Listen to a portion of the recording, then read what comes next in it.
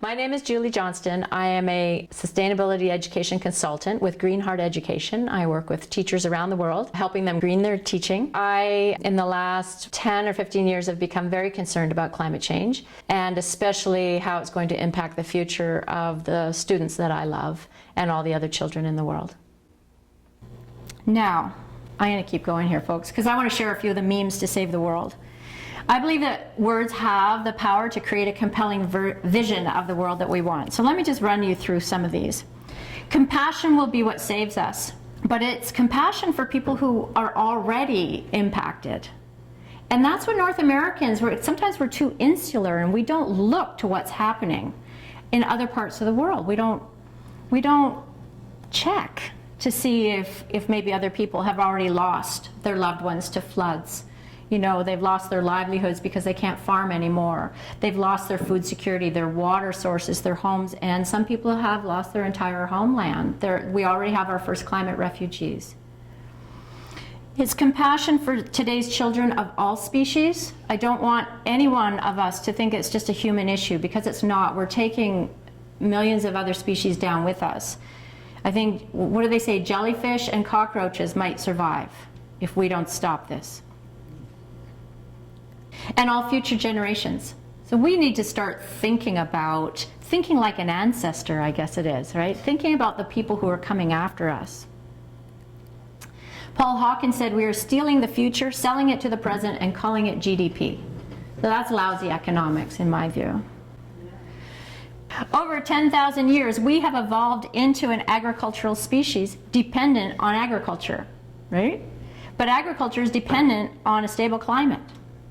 So it's about food security, and it's about water, because without water we can't grow food, right? Jellyfish invasions all over the world now, really impacting aquaculture and fisheries.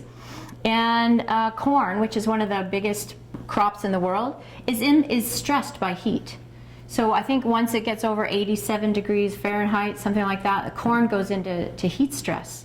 So bam, that's without, you know, horrible other weather impacts. High heat alone can kill off the corn. Permaculture, by the way, Brett, thanks for mentioning permaculture.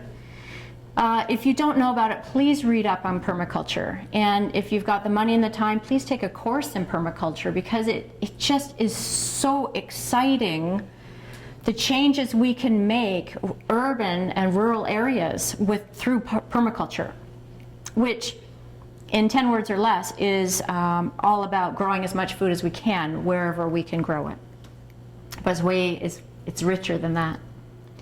Eating lower on the food chain is an excellent way you can make a change, make a difference, you know, have a positive impact at your very next meal.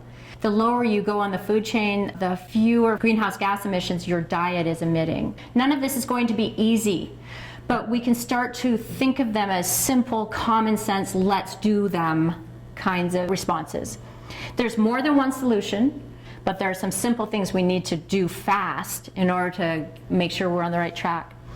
And we can be working on one simple response while we work on the more complex ones. For example, we can change an economic instrument like fossil fuel subsidies while we're trying to change the whole economic system. Al Gore said this after a recent UNFCCC meeting in Abu Dhabi. There were welcome changes in rhetoric, and it was clear that the reality of the climate crisis is now weighing on almost every nation. So even the US is getting it now, and Canada isn't yet. Thank you, Monsieur Harper. But the US is now getting it. Many of the policy changes necessary to solve the crisis are being adopted piecemeal by a growing number of regional, state, and city governments. So we've sort of been thinking the whole world had to get together. And what he's saying is no.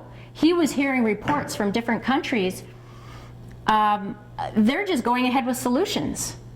They're not waiting for the US, they're not waiting for Australia, they're not waiting for Canada. They're just doing it because they're feeling more of the pinch already. The burning age is over. I think this is a really important meme to get out there, a really important slogan to adopt and to disseminate. You know that line, the Stone Age didn't end because they ran out of stones, right? The burning age is over. The fossil fuel age is over, even though we still have fossil fuels that we can burn. they can be left in the ground. And I think that everybody who's got, money invested in the tar sands can understand that those assets, the economists are now calling them stranded assets, right? But they can be left in the ground, and then if things, if we progress and we can understand how to burn them and sequester, great, But right now, we have to start saying no more burning, no more fossil fuels. Again, Al Gore, and I'm sorry, I'm trained as a climate reality presenter by Al Gore, and I had one of my nemesises back home, he called me a minion of Al Gore once. I'm like, hey. And then that movie came out, I'm like, oh, minions are cute. Right? Anyway, he said we have to put a price on carbon in our markets, and we need to eliminate the massive subsidies that fuel the profligate emissions of global warming pollution. So ending the subsidies, putting a price on carbon. Okay, it's really going to help the market move us to the solar age. Building the zero carbon economy will be a benefit, not a cost. I don't know, how many of you have heard this? Harper said no matter what they say, no country is going to take actions that are going to get rid of jobs and growth in their country. We are just a little more frank about that, right? He thinks of himself as a very honest man. But what he doesn't understand is that the money that's going to be needed to build this new solar age, this new green economy, that's money that's going to be a benefit. That's going to create jobs. It's going to put money in. It's going to be an exciting, exciting time. I mean, imagine being a young person who gets to train, in saving the world. It's like the Exxon Valdez, if that can be considered something that contributed to the GDP, then why can't building a green economy be considered a benefit to the economy? It makes no sense to me that politicians don't get that.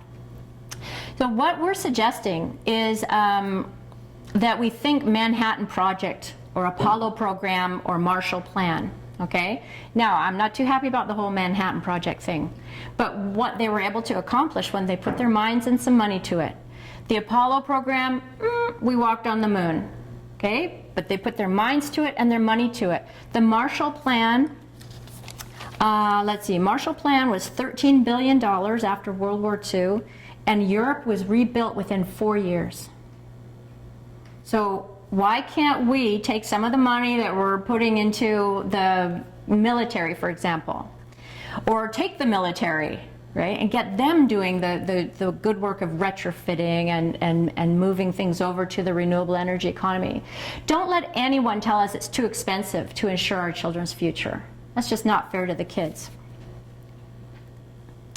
We only need one target, and that is zero carbon.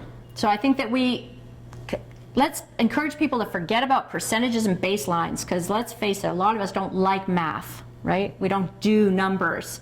The most important number and the only viable target is zero. This is a really, really good number. So instead of, with all due respect to 350.org, 350 is a hard number to figure out, okay? But zero, getting to zero carbon emissions, 0, 0, 0. Let's be burning no more, right? Let's burn zero, right? Zero is a really, really important number. North America is not the world. I've discovered that most denialists live in North America or other sort of English-speaking Euro-American countries, like Australia, as you folks just noticed with Mr. Harper, Mr. Abbott. But the rest of the world knows that we're in the midst of a climate change emergency. And in fact, when I trained with Al Gore, there were 1,000 people in the room.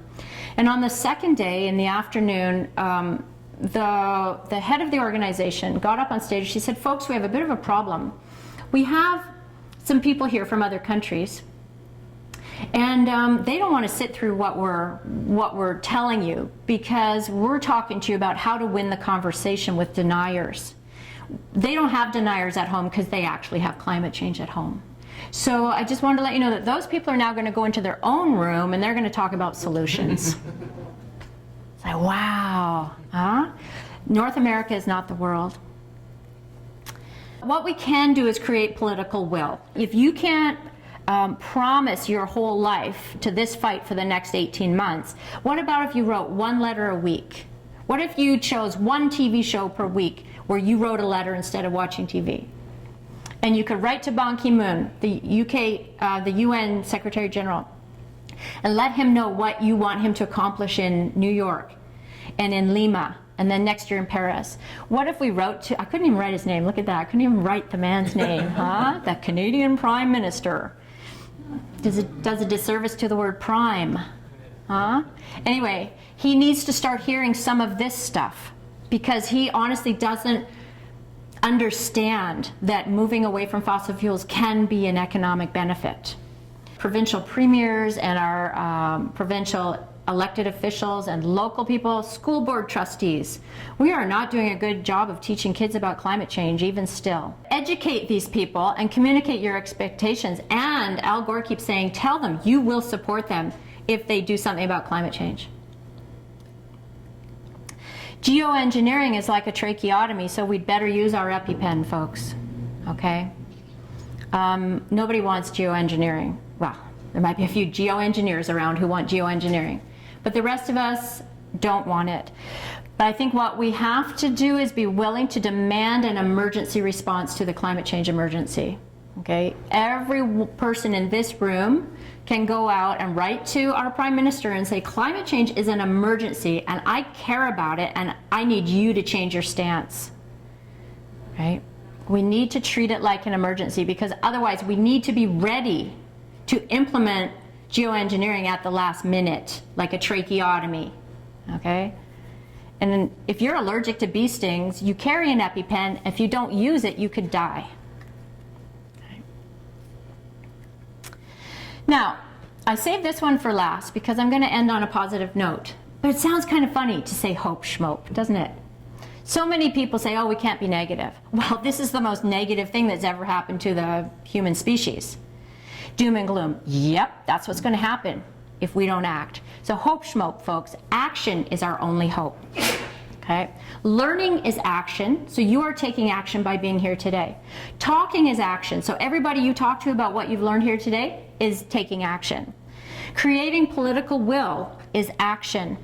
Even praying is action, when you think about it. If you're praying for something, you're being active, you're doing something, you're taking an action. But hoping is not action. You know, being unwilling to feel the sadness, that's not action. Having to stay positive all the time, that's not action. Hope is what we earn when we take action. Okay, so if you want to feel hopeful and positive, take action. Write a letter to the Prime Minister. You know, hop on a bus and go to the New York March in September. Like, do something, and then you have the right to feel hopeful. Oh, it's Al Gore again, sorry about that. The necessary renewal can only come from an awakened citizenry empowered by a sense of urgency and emboldened with the courage to reject despair and become active. Become active. So I don't think you can reject the despair. If you let the despair in, you can't get rid of it unless you become active. Okay? And this is Peter Senge, who's a business guru, and he says the power of aspiration is much greater than the power of desperation. The scale of change toward a sustainable human presence on the planet is urgent, massive, and time-bound, 18 months. But the last thing the world needs is our panic. Things are way too late and far too desperate for pessimism. I'm going to leave you with that. Thank you very, very much for coming.